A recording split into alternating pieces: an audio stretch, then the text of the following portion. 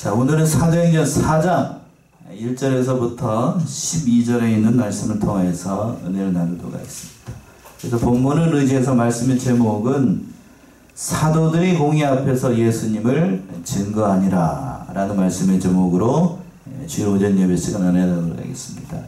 자, 우리 제목을 한번 따라서 해볼까요? 사도들이 공의 앞에서 예수님을 증거하니라. 사도들이 공의 앞에서 누구를 증거했다고요? 예수님을 증거했습니다. 예, 본문의 말씀은 이제 유대 종교자들에 의해서 감옥에 투옥되었던 사도들, 특별히 사도 베드로와 요한인데, 그리고 사내들인 공의 앞에서 예수님에 대해서 증거한 것을 기록한 말씀입니다. 즉 성전 미문, 바로 앞에가 성전 미문에서 앉아서 그 구걸을 하고 있던 안진뱅이를 이 사도 베드로와 사도 요한이 고치게 되었었는데, 그것을 두고 유대 종교자들이 트집을 잡아가지고 무슨 권세로 이 일을 했는지 간교하게 물어봤던 겁니다. 그래서 그 말을 듣고 사도 베드로가 성령이 충만해가지고 나사렛 예수 그리스도의 이름으로 이 모든 일들을 행하고 그의 능력으로 행하였다는 것을 담대하게 전하였다고 하는 거예요. 첫 번째로 이제 1절과 4절에 있는 것처럼 사도들이 이제 감옥에 갇히게 되었습니다. 1절 보시면 사도들이 백성에게 말할 때에 제사장들과 성전 맡은 자와 사두개인들이 이르러, 예, 사도들이 백성에게 말할 때에 이렇게 시작을 하고 있는데, 예, 베드로가 아직 이 솔로몬의 행각에서 설교를 하고 있을 때에 제사장들을 비롯하였던 사두개파 사람들, 제사장들이 다 이 성전 맡은 자들과 함께 이 사도들을 잡으려고 왔던 겁니다. 그러나 그때의 이 사도들은 자기가 이 말씀을 전하게 되면 잡혀갈 줄을 알면서도 그 안에서 설교를 멈추지 않고 하나님 말씀을 전했다라고 하는 거예요. 과거에 이 사람들, 특별히 사도 베드로, 사도 요한은 그 예수님이 잡히시던 밤에 두려워가지고 자기 목숨을 살리기 위해서 도망갔던 사람들이에요. 그러나 이 본문의 말씀에서 보게 되면 이제는 자신을 잡으려고는 그 사람들 앞에서 동요하지 않고 복음의 말씀을 전하고 있습니다. 얼마나 이 사람들이 변했는가, 그것을 잘 보여주는 말씀이고, 그 하반절에 있는 것처럼 제사장들과 성전 맡은 자와 사두개인들이 부착했다, 이르렀다라고 되어 있어요. 이 제사장들은 우리가 잘 아는 것처럼 성전에서 하나님 앞에 모든 예배를 주관하는 제사장들을 얘기를 하는 거고, 그리고 또 성전 맡은 자라고 되어 있는데, 그 제사장들 가운데 특별히 제사에 관련된 모든 일들을 담당하면서 이 성전 안에서 치안을 하고 법을 집행하고 있는, 그러니까 성전에서 일어나는 모든 일들을 맡아서 한 사람, 그걸 성전 맡은 자라고 되어 있어요. 그리고 또 누가 등장하고 있냐면 사두개인이 등장하고 있어요. 사두개인. 이 사두개인이라는 이름의 뜻은 의인이라는 뜻이에요. 의인. 뭐라고요? 의인이라는 뜻이에요. 그러니까 이들은 구약시대 때에 솔로몬 때의 제사장이었던 사독의 후손들을 가리키는데, 그러니까 이 신약시대의 사두개인들은 그런데 그 조상의 그 이름, 의인이라는 이름하고는 정반대의 길을 걸어갔던 사람들이에요. 그러니까 유대 종파의 한 그 부류인데 정치적이고 경제적인 막강한 실권을 쥐고 있어가지고, 그래서 이 사두개인들은 그들이 가지고 있었던 그 기득권을 유지하기 위해서 유대 사회를 지배하면서 그 정치적인 거를 잘 자기가 유지하기 위해서 특별히 로마와 아주 긴밀한 관계를 가지고 있었던 사람들이 이 사두개인들입니다. 어떤 의미에서 보게 되면 참 안타까운 그런 사람들이기도 해요. 그러나 이 사람들이 다 여기 등장하고 있는 제사장, 성전 맡은 자, 사두개인들이 다 어떤 의미에서 보게 되면 제사장 계열이에요. 제사장 계열. 제사장 계열의 사람들, 그러니까 하나님을 섬긴다라고, 명목상으로는 하나님을 섬긴다라고 하는 사람들이 로마 사람들과 결탁을 해가지고 자신의 이권을 위해서 종교를 이용했던 아주 악한 그런 부류의 사람들이에요. 결국 이 사람들이 또 누구를 죽이게 되죠? 예수님을 죽였던, 앞장을 섰던 사람들입니다. 참 안타까운 그런 사람들이죠. 그러니까 예수님도 죽였는데 그의 제자쯤이야. 별거 아니겠죠. 그래서 눈의 가시처럼 여겼던 사도들을 잡아가지고 옥에 가두게 됐습니다. 핍박한 이유가 뭐였는가? 2절의 말씀인데 2절 보시면 백성을 가르침과 예수를 들어 죽은 자 가운데서 부활하는 도전함을 싫어하여. 예, 부활하는 도전함을 좋아했다고요? 싫어했다. 오늘 본문의 말씀이 한글 개역 성경은 싫어했다는 말이 맨 뒤에 나오고 있는데 원어를 보게 되면 이 말이 맨 앞에 있어요. 그러니까 싫어하여 백성을 가르친 거야 이렇게 되어 있다고요. 그러니까 이 말이 맨 앞에 있다는 사실은 여기에 있는 그 앞에 있는 1절에 있는 사람들이 사도들이 하나님의 말씀을 전하는 이 사도들 얼마나 미워하고 싫어했는가 단적으로 보여주는 거죠. 그러니까 원어적인 의미는 그래요. 심히 화가 나가지고 어떻게 할 줄 몰랐다. 싫어했다는 말 단순히 싫어한 게 아니고 아주 감정적으로 그들을 미워하고 싫어했다는 거예요. 이렇게 싫어한 이유가 뭔가? 오늘 2절의 말씀에는 두 가지 이유가 등장을 하고 있어요. 사도들이 백성을 가르쳤기 때문에. 또 두 번째는 가르치는데 뭘 가르쳤어요? 예수님의 십자가의 부활. 이 부활을 가르치니까. 첫 번째는 백성들을 가르치는 건 그때 당시 자기들이나 종교 지도자들이나 랍비들만이 할 수 있는 일인데 예수님의 제자라고 하는 사람들이 그 하나님 말씀을 가르치니까 그걸 못마땅하게 생각을 했던 거고 그 다음으로 가르치는 내용이 문제가 됐던 거예요. 누가 부활했다는 사실? 예수님께서 죽은 자 가운데서 부활했다는 그 사실을 가르치니까 자기들의 신학기 생각하고 있던 거하고는 전혀 다른 거예요. 그들은 예수님이 부활했다는 것을 전혀 믿지 않으니까 그걸 전하는 것을 못마땅하게 생각하고 어떻게 하면 그들을 잡아 죽이고 어떻게 하면 그들을 없이 할까 그것만 생각을 했던 겁니다. 그래서 저기에 있었던 그 군사들을 모아가지고 그들을 사도를 잡으려고 했던 거예요. 잡아가지고 3절 보시면 저희를 잡음에 날이 이미 저문고로 이튿날까지 가두었더라. 예, 이미 저문고로 이튿날까지 가두었다. 베드로가 이제 안진뱅이를 고친 게 오후 3시쯤 되고 오후 3시. 그 3장 1절에서 보시게 되면 3장 1절 한번 얼른 읽어보실래요? 제9시 기도 시간에 베드로와 요한이 성전에 올라갈새. 제9시라고 되어 있어요. 제9시. 이 제9시를 여기도 이제 지금 시간으로 해석을 하면 오후 3시가 됩니다. 오후 3시. 그러니까 오후 3시에 안진뱅이를 고치고 그 성전에서 또 뭐를 하고 하나님 앞에 설교를 하고 백성들을 가르치는 설교를 하고 마칠 때쯤 돼서 이제 제사장들이 들이닥쳤으니까 날이 저물었다라고 하니까 제9시 약 지금 시간은 오후 6시쯤 되는 거예요. 지금 오후 6시쯤 되면은 뭐가 떨어지는 때죠? 해가 떨어지는 때. 날이 저물었기 때문에 그 하루가 끝나는 시간입니다. 유대의 관습에 따르면 해가 진 다음에는 재판을 열 수가 없어요. 재판을 열 수가 없으니까 이제 사도들을 이튿날까지 감옥에 가두었던 겁니다. 사도들 입장에서 봤을 때에 복음을 전하다가 칭찬과 영광을 받는 게 아니고 뭐에 갇히게 됐어요? 감옥에 갇히게 됐던 거예요. 그러나 그런 상황에서도 조금도 위축됨이 없이 그 믿음을 잘 지켜나가고 하나님의 말씀 담대히 전했다라고 하는 것. 성령이 얼마나 충만하였는가 이들을 잘 알 수 있습니다. 그런데 사도들이 갇히고 있었는데 4절 보시면 4절이에요. 말씀을 들은 사람 중에 믿는 자가 많으니 남자의 수가 약 5천이나 되었더라. 남자의 수가 몇 명쯤 됐다고요? 5천 명쯤 됐습니다. 자, 남자의 수가 5천 명이면 여기에 기록되지 않은 여자와 어린아이와 노인까지 합치게 되면 적어도 몇 명쯤 되는 거예요. 그렇죠? 예. 우리 교회도 그렇습니다만 교회에 가게 되면 남자가 많아요? 여자가 많아요? 예. 우리 교회는 그래도 많아요. 예.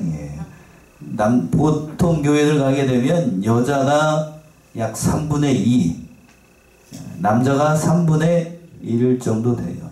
그러니까 여기서 보게 되면 남자가 5천 명쯤 되니까 다른 노인과 아이까지 합치게 되면 많죠. 그만큼 예수를 믿는 사람들이 많았다라는 사실이에요. 핍박이 와도 하나님의 말씀을 전하게 되면 그것을 통해서 하나님께서 역사하신다는 거예요.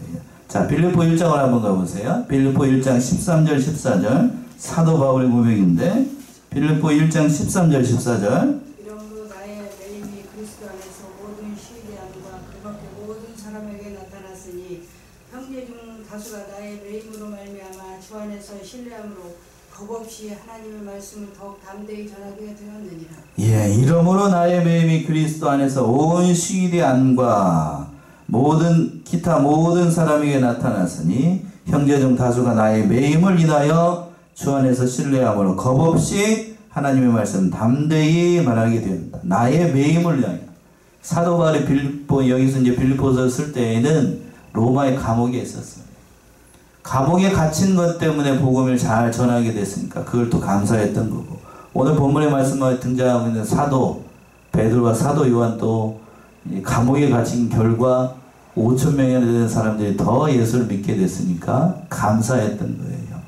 자, 여기까지 하고 두 번째는 그 잡혔던 사도들이 5절과 7절에 보시면 사도들이 공회 앞에서 신문을 받게 됐습니다. 5절 보시면 이튿날에 관원과 장로와 서기관들이 예루살렘에 모였는데, 예, 공회가 소집이 된 거예요. 이튿날에 관원과 장로와 서기관들이 예루살렘에 모였다. 여기에 등장하고 있는 관원, 장로, 서기관, 이 예루살렘에 모였다는 것은 사도들을 신문하기 위해서 소집된 유대의 최고의 재판소인 산헤드린 공회를 얘기를 하는 거예요. 이 공회는 한 지파에서 6명씩 12지파니까 75명으로 구성된 그러한 유대의 최고의 종교재판소입니다. 이 산헤드린 공회에서 누구를 사형 집행을 했었냐면, 선도를 했었냐면 누구죠? 우리의 구주 예수님을 십자가형의 목기로 선포했던 곳이 바로 이 산헤드린 공회입니다. 먼저 등장하고 있는 관원이라고 되어 있어요. 관원. 대제사장을 얘기를 하는 거예요. 대제사장. 오늘 보게 되면 이게 복수로 되어 있는데, 그러니까 그때 당시 유대교의 제일 수장으로 모든 일들을 감당했던 그런 사람들이, 또 장로들이라고 되어 있어요. 장로들은 유대 지파에서 그 모든 그 지역을 대표하는 원로급에 해당하는 그런 사람들을 얘기를 합니다. 오늘날로 얘기를 한다라고 하면 각 도의 도지사나 그런 정도 되는 시장쯤 되는 그런 사람들을 얘기를 하는 거고, 또 마지막 부류가 누구? 서기관들이 왔다라고 돼요. 서기관. 이 서기관들은 대부분이 바리새인들이었었는데 성경에 대한 해박한 지식을 가지고 율법의 선생으로서의 모든 백성들을 가르쳤던 그런 사람들을 얘기를 하는 겁니다. 그러니까 제사장이 세 가지 부류의 사람들이 등장을 하고 있어요.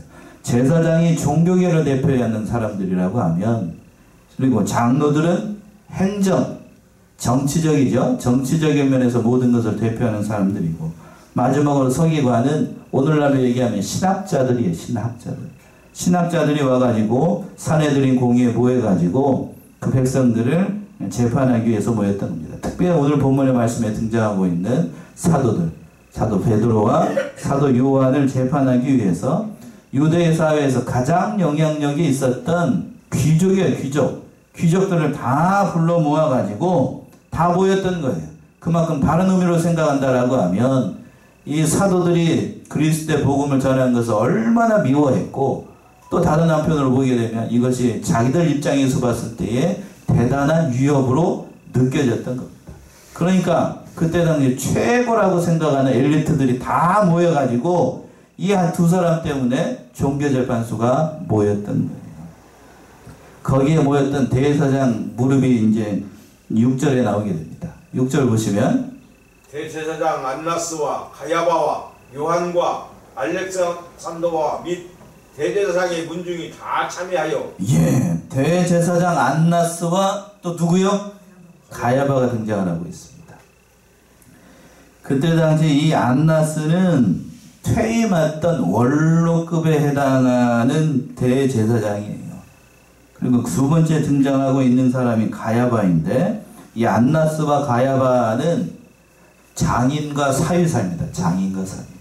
앞에 등장하고 있는 안나스가 장인이고 뒤에 등장하고 있는 가야바가 그의 사위였어요. 사위. 그러니까 이 두 사람이 그 유대 사회에 실질적인 영향력을 행사했던 대제사장들인데 이 사람들이 예수님을 신문을 해가지고 십자가형을 언도했던 장본인들이에요. 안나스와 가야바. 그래서 가야바는 한 사람이 백성을 위해서 죽는 것이 유익하다라고 해가지고 예수님을 십자가형이 청하도록 교사했던 사람이 이 가야바 대사장입니다. 그러니까 이 본문에 등장하고 6절에 등장하고 있는 이 사람들은 하나님 입장에서 봤을 때에 좋은 사람들이에요? 아니면 악한 사람들이에요?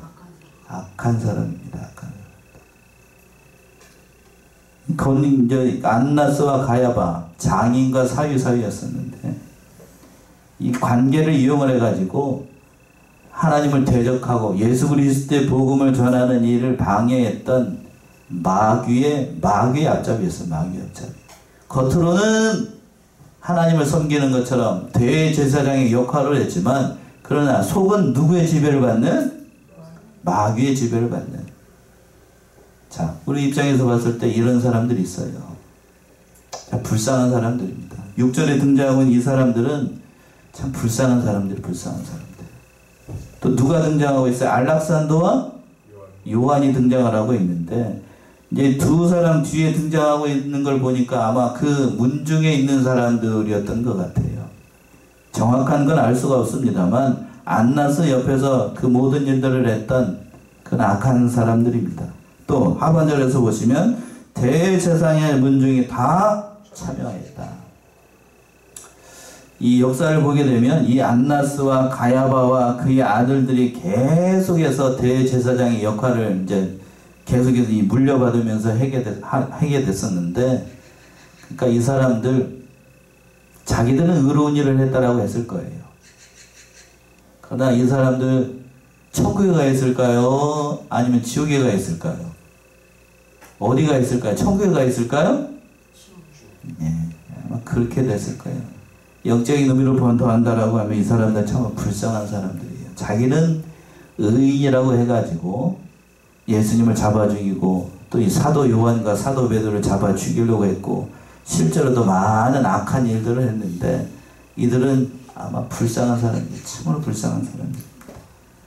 그들이 이제 공의를 소집을 해가지고 7절과 같이 묻죠. 7절 보시면 사도들을 가운데 세우고 묻되 너희가 무슨 권세와 네 이름으로 이 일을 행하였느냐.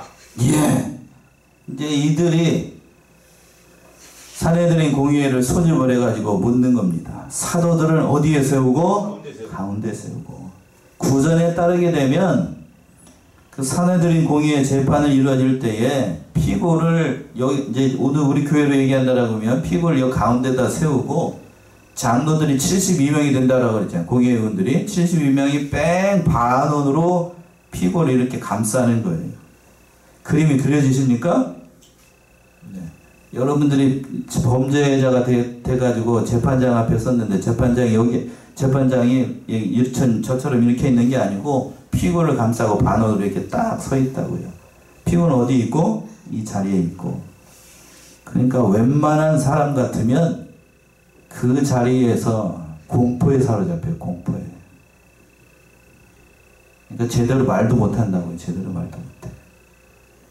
그러니까 이때에 이 산헤드린 공의회 앞에 섰던 이 사도 베드로와 사도 요한 물어봤어요. 무슨 권세와 네 이름으로 이 일을 행하였느냐.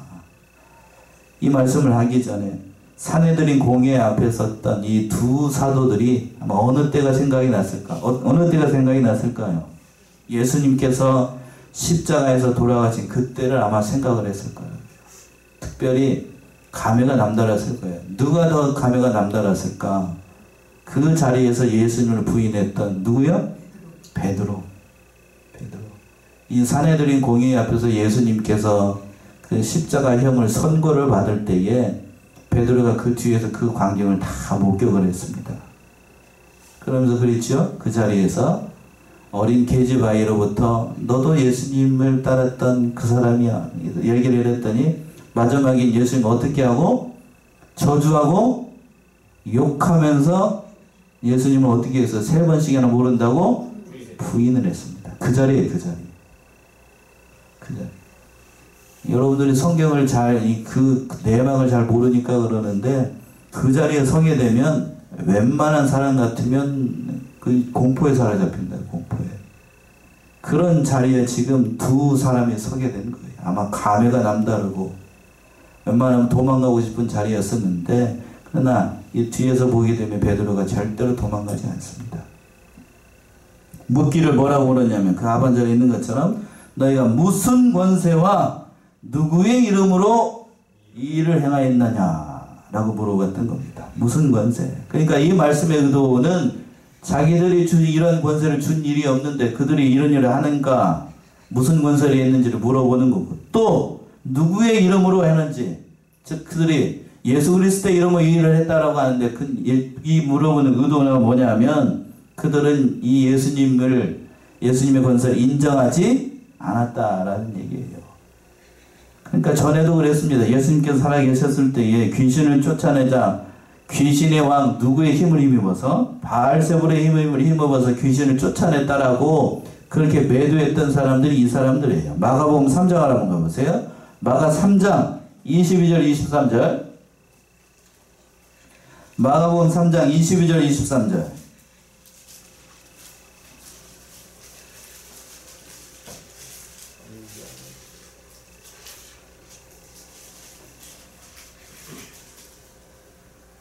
예수께서 저희를 불러다가 비유로 말씀하시되 3장 22절 23절. 예루살렘에서 내려온 서기관들은 저가 바알세불을 지폈다 하며 또 귀신의 왕을 힘입어 귀신을 쫓아낸다 하니 예수께서 저희를 불러다가 비유로 말씀하시되 사단이 어찌 사단을 쫓아낼 수 있느냐. 예. 예수님이 귀신을 쫓아내니까 누구의 힘을 힘입어서? 바알세불을 힘입어서, 쉽게 얘기하면 사단의 힘을 힘입어서 귀신을 쫓아냈다라고 매도했던 사람들이 이 사람들이었어요. 지금 이 앞에서도 지금 무슨 권세가 누구 이름으로 이런 일을 행하느냐 하는 건 그 모든 일들을 행하는 거 인정하는 거예요. 인정하지 않는 거예요. 인정하지 않았다라는 뜻이에요. 그러니까 예수님을 영접하고 그 모든 일들을 행하는 것을 인정해야 될 종교의 지도자들이 그 선악간의 모든 것을 판결하지 않고 이렇게 했다라고 하는 건 참으로 불쌍한 일이고 참 안타까운 그러한 일이라고 하는 거예요. 그런 상황에서 마지막으로 이제 8절에서부터 12절까지 보시면 베드로가 예수님을 담대하게 증거를 했습니다. 8절 먼저 보시면 이에 베드로가 성령이 충만하여 가로되 백성의 관원과 장로들아. 이에 베드로가 뭐가 충만하여? 성령이 충만하여 가로되 백성의 장원들과 장로들아. 먼저 이름을 부르고 있습니다.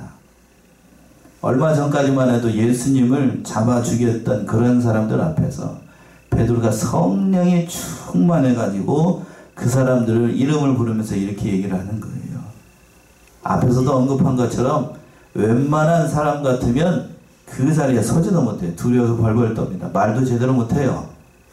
한 사람이 있는 게 아니고 재판장 혼자 있는 게 아니고 몇 명이 있다고요? 72명이.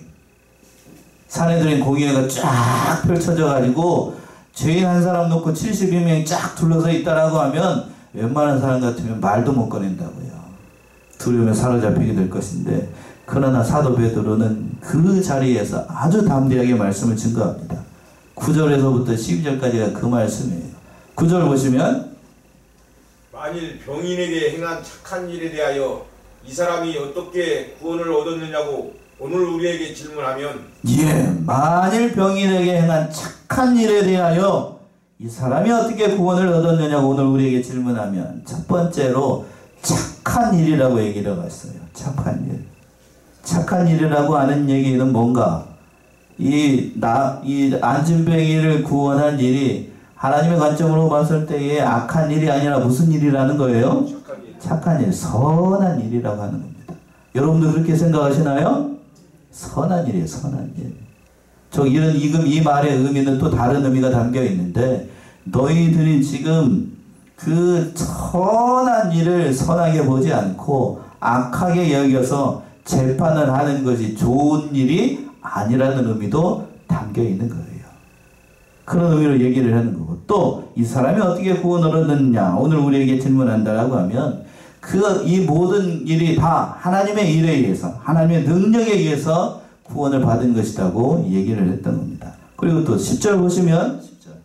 너희와 모든 이스라엘 백성들은 알라. 너희가 십자가에 못 박고 하나님이 죽은 자 가운데서 살리신 나사렛 예수 그리스도의 이름으로 이 사람이 건강하게 되어 너희 앞에 섰느니라. 네, 10절 우리 10절 합독합시다. 10절 시작. 너희와 모든 이스라엘 백성들은 알라.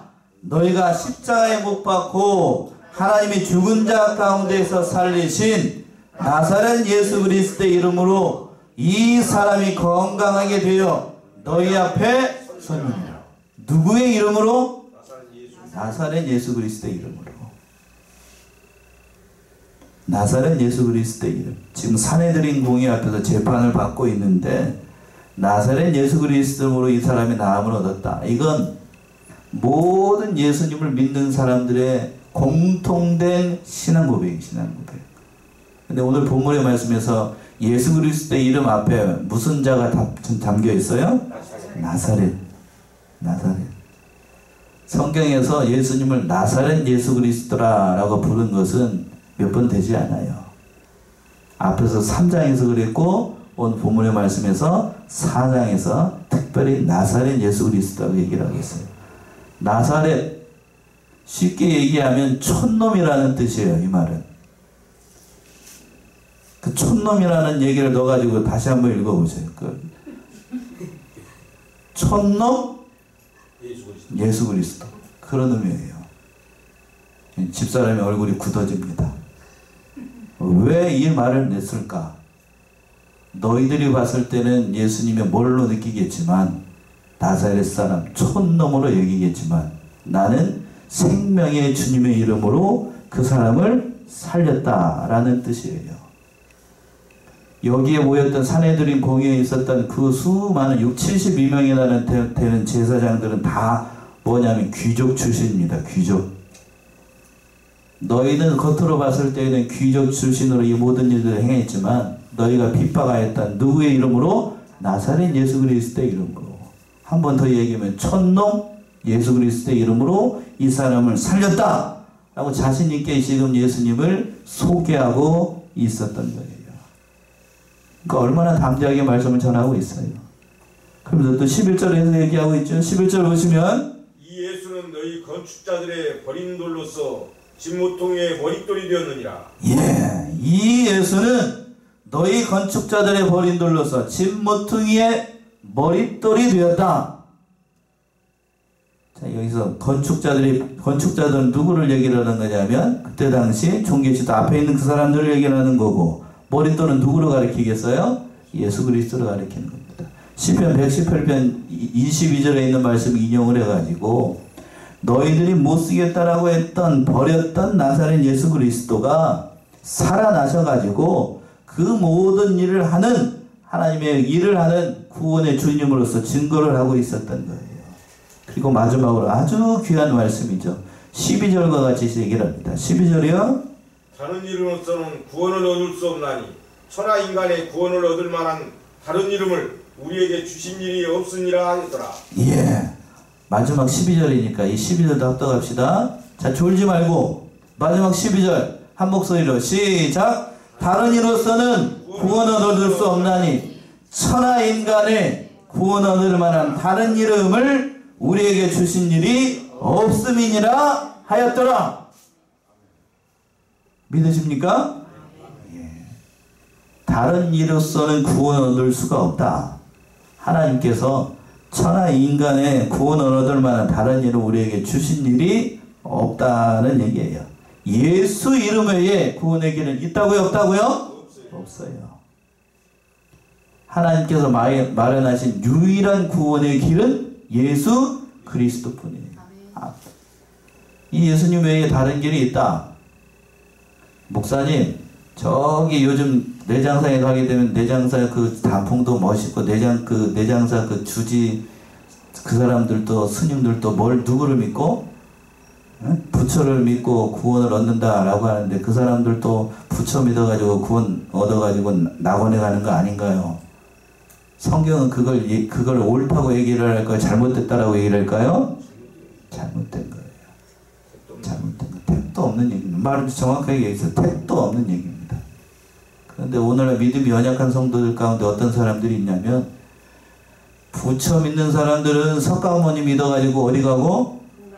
극락 가고, 마음에 믿는 사람 마음에 믿어가지고 마음에 이끄는 나라 가는 거고, 우리는 하나님 믿어가지고 누구 어디 가고?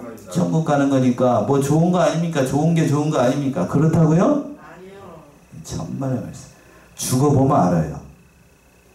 뭐 알고 만다고? 죽어보면 불교 믿는 사람들이 마지막 숨 넘어가는 그 순간에 자기 앞에 서 있는 게 마귀인지 천사인지 그때 알아요. 예?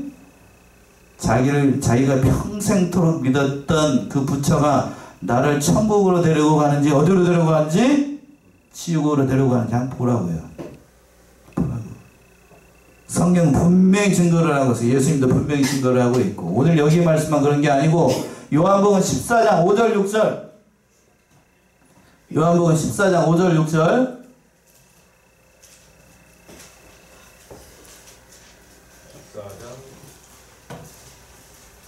14장 5절 6절.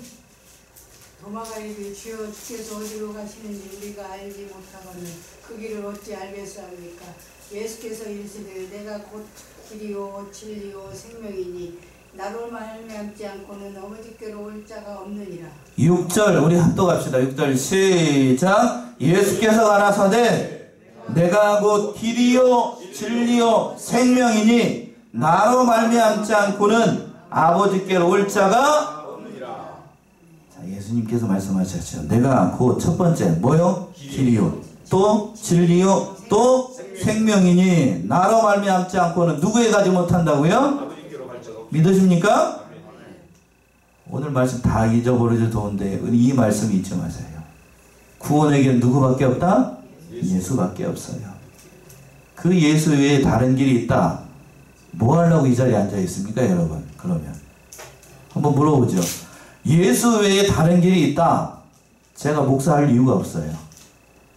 그리고 여러분들이 주일날 새벽에 주일날 오셔가지고 이 자리에 앉아 있을 이유가 없는 거예요.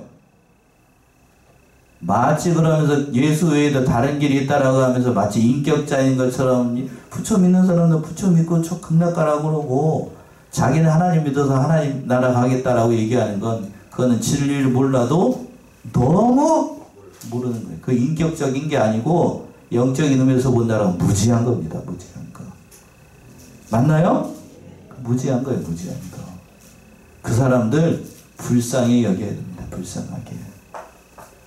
제가 실명을 거론해서 죄송합니다만 장경동 목사님이라고 혹시 아십니까? 네.